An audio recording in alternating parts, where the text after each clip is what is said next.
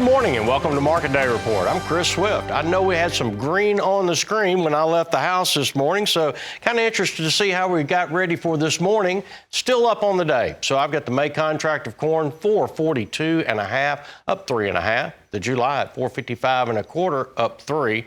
The December contract 477.5, up 2 3/4. And I noticed the high of the day 480. So we're kind of creeping back up there. And about the really only thing I've noticed is we're just not going down that much in the grains anymore. The May contract at 12.14, up 4.5. July 12.28, up 4 3/4.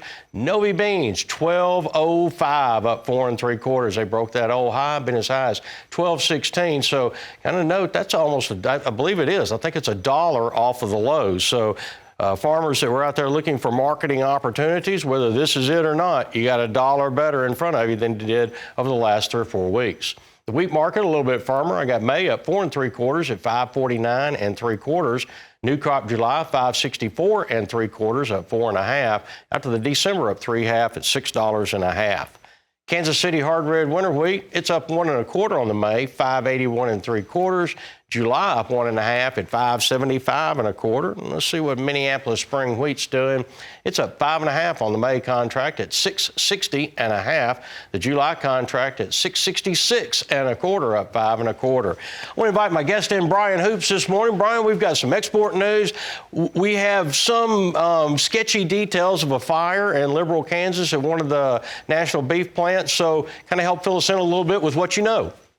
Hey, good morning, Chris. Yeah, we have quite a bit of news to talk about, unlike the last 3 trading sessions. So if we start off with our export sales report this morning, we saw cancellations of wheat. This should be the final Chinese cancellations. It was about 9.7 million bushels, so it put us, for this marketing season, a marketing year low with a negative 4 million bushels sold last week. Now, a lot of sales were made on the new crop variety that begins this summer, so that would be about 14.5 million bushels, puts our sales for the new marketing year at about 30 versus 25 a year ago, so we're a little bit ahead of last year's pace, although it's very slow at this point. The corn and soybean sales were pretty good. China accounted for a large amount of the soybeans that we bought. They were in for about 12 million bushels of the 18 that were sold. Corn over 46, almost 47 million bushels, a very strong number there. And we pushed higher yesterday, obviously, and we saw overnight gains extended as well. And we're bumping up against the 50-day moving average in corn and soybeans, and that's kind of a trigger point for some of these funds. A close above that, I think, is going to make them nervous and cover more shorts. And that's what we're seeing is pretty strong short covering in corn and soybeans, and really hasn't translated into the wheat at this point in time. But I think that's something that will come here depending upon how we close out today. So we're starting off good. Can we build on it and add to these gains that we're seeing overnight? Yeah, so I happen to see the soybean were really good. The exports to them were very good.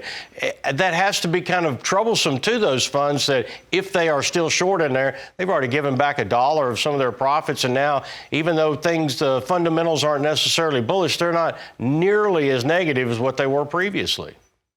Well, yeah, that's exactly right. You know, we're seeing decent soybean sales because one of the reasons is it's so wet in portions of southern Brazil and Argentina where they're trying to harvest some of this crop. So you're seeing big gains in soybean meal as well because they can't harvest the soybeans to process them and ship them out as soybean meal because of the wet conditions. Now, it is expected to dry out in April, which will allow them to harvest once again.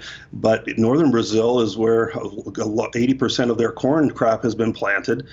And if that gets dry during pollination time frame, now you've got a bullish fundamental case for corn. So weather is really important right this time of year for South America, and it's going to turn and become very important here in the United States as well. So, you know, moisture that we get this time of year is great, but, you know, what happens when we're starting to roll those planters across most of the Corn Belt in another month or so, that's going to be very important as far as price discovery. Right. Well, before we take a commercial break, let me ask you this real quick. Do you know about what percent harvested we are right now in South America? So in Brazil, the corn planting, the second corn crop, about 95% planted. The soybean crop is about 65, I think, 65 or 70% harvested. And then that first corn crop is just a little bit behind that as far as their harvesting goes. So they're moving along in Brazil pretty quickly. It's that southern area of Brazil and Argentina that is lagging, and that's where the heavy rains are occurring and slowing down the harvest. Fantastic. Brian, stick around. We're going to go away, take a real quick commercial break. We're talking with Brian Hoops. Stay with us.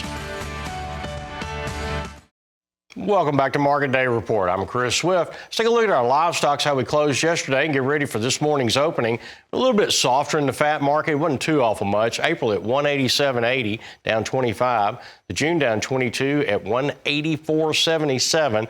I've not heard of any cash trade this week so far yet. And the December contract down 50 at 109.62. The feeder cattle market, it was soft as well, but not too awful bad. March down 42 at 250.25. Yesterday's feeder cattle index reading was 251.41. So not too awful bad difference between that, and got all next week still to converge that. The April contract down 15 at 254.92. All the way out to September at 270.60. The September and the October contract currently hold the two highest prices still available out into the future. Let's see what the hog market did. It was softer, down 52 on the April at 85.30, June down 62 at par 62, and July down 62 at 103.32. I want to get Brian Hoops back in here with me. Brian, we didn't see the exports for beef really all that astounding. As a matter of fact, I think it made a marketing year low, but something may be taking place in the country, and I know that the news is very spotty, and so I'm not going to hold you to anything that you say, but tell us a little bit about what you know. Okay, yeah, let's talk about that. So beef sales, as you mentioned, 11 million tons. It is a marketing year low. It's not a complete disaster. It is down from what we've seen here recently. We've been averaging 14 to 16 million tons a week. So like I said, not a disaster, but it does tell us that these exports are slowing, and so consumer demand is going to be more prevalent. We're going to be more dependent upon consumer demand, and I think there's really some concerns about that demand going into the spring and summer months. Pork sales were good at 33.8 million tons.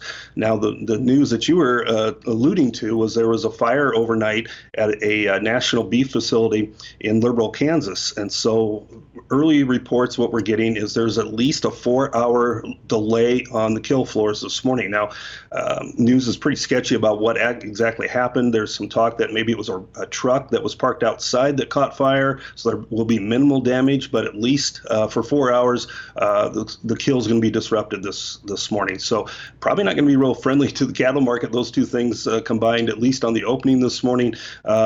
So we'll see how they want to trade. We had, like you said, no cash trade to develop really to speak of, maybe just a handful at 186 in Kansas on the mandatory price reporting. Cattle on feed comes out tomorrow, and a lot of times we don't really trade much cash until we get to that report, and then we'll start trading a little bit of the cash either just before or just after it. Sure, I can see that. And then I noticed boxes were up again yesterday. Again, $313 for hundredweight for the boxes on there.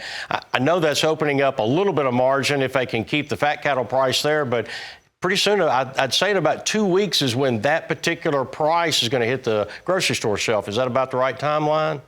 I'm starting to think so, yeah. And, already beef is a much higher price than pork or turkey, chicken products out. So that higher price is not going to help out the consumer. And so that's why we're concerned that, may have some buying interest going into the spring, kind of maybe fill out the freezers. And once that happens, demand may slow even further. Well, I tell you, we are not short of risking anything under the sun that we do. Brian, really do appreciate you taking the time to be with us this morning. It is Brian Hoops. He is with Midwest Market Solutions. And Tammy, good morning. Good morning. Happy Thursday to you. Yes, sir. Absolutely. It is a fantastic day out there. Oh, yeah, definitely.